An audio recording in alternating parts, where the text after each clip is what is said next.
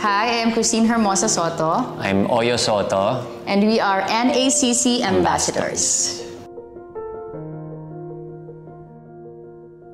I'm sure hindi lahat alam ito, but I am also adopted.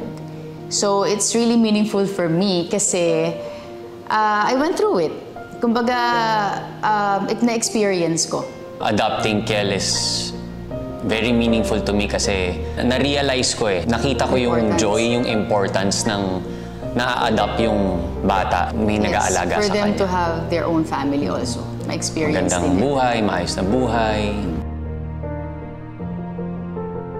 Kasi I was the first one who adopted Kel. So, hindi pa kami together ni Oyo noon. Ewan ko, for the longest time, yung yearning kasi in my heart to have a child of my own, parang sobrang strong.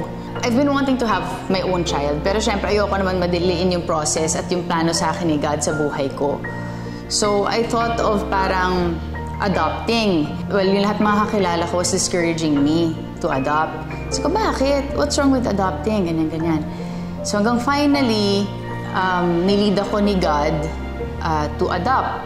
Hindi ko nga lang alam kung sino, where to go, you know, stuff like that. Bata pa ako noon She adopted Kel. So, syempre, parang para sa akin naman, bakit ko naman ipagkakaila yung adoption sa kanya? Diba? Gusto ko naman, syempre, pangalan ko yung dadalhin niya dahil mag-asawa na kami ni Christine. So, wala nang second thoughts na bakit ko siya i-adapt or ano, dahil knowing her story nga, gusto kong maging maganda yung buhay ng bata. Ayan ang marami. Kasi naalala ko noon nung, syempre nakikita si Kel na kasama ni Christine, so chinismis siya na kaya daw siya nawala sa showbiz dahil nabuntis siya. But in truth, hindi ako nawala. I was just there taping. May mga ganon na anak daw talaga yun ni Christine sa ibang lalaki, mga ganon-ganon. Bakit ko naman daw pinayagan na ganon? With our family naman, syempre nagulat sila na parang sigurado ba kayo na okay ang batang yan? Baka may ano dyan, baka meron talaga may kilala niyan, makasuhan kayo. So they were also concerned, sila mama, sila daddy.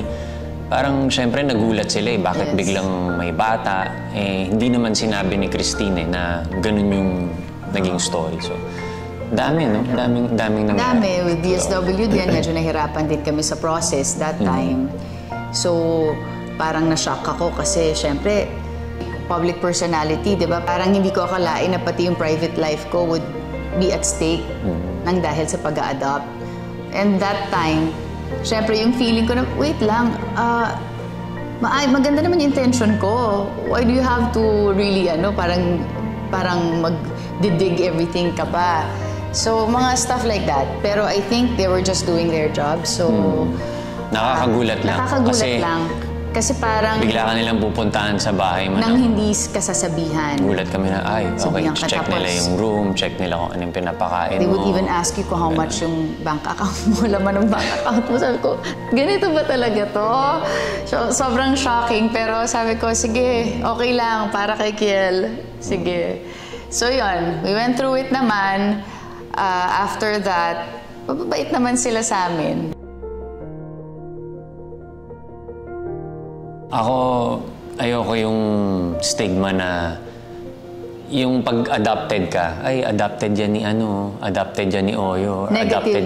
Parang negative yung dating. Being adopted is a blessing. I don't see it na parang may nakakahiya or dapat ikahiya, pati dun sa mga adopted na mga bata, di ba? Growing up, ganun yung naririnig ko, ay, adopted yan ni ay, adopted ni ampon ni ganun. Parang, di maganda, parang negative, na parang yun yung ine-explain namin kay Kel na kapag may nagganon sa'yo, huwag mo silang paniniwalaan. Parang don't take it negatively. Diba? And sabi nga namin sa kanya, there's nothing wrong na ipakilala mo yung sarili mo na being adopted because yun yung totoo. Diba? Makikita naman nila sa buhay mo how you are.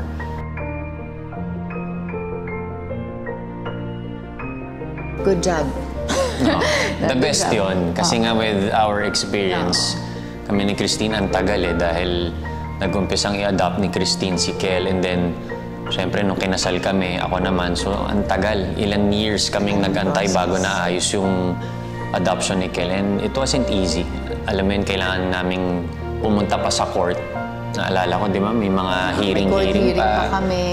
Ipapalabas mo pa yung picture niya sa newspapers, sa mga ganon, kung may magkiklaim. Ang dami, actually, ang dami. Kaya yung ginagawa ng NACC, the best yan. Diba? Mapabilis, less than a year, kung maayos lahat, tapos agad yan. Yeah. Mabilis lang yung adoption. Approve yan.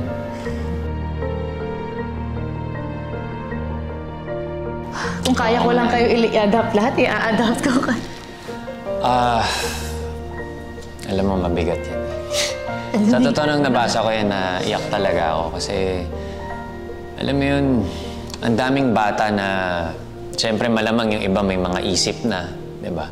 Na nandun pa rin waiting for adoption pa din. And just hold on. Magtiwala lang kayo kay God that your time, dadating din yan. And always remember that God is in control. Na kahit na medyo matanda ka na or nagkakaedad ka na, kung hindi ka pa rin na-adapt, nandyan yan. Dadating din yung time mo, mapupunta ka sa tamang pamilya, sa tamang magulang, sa tamang family. So, just keep believing, keep praying to God. Just hold on. Mahal kayo ng Diyos.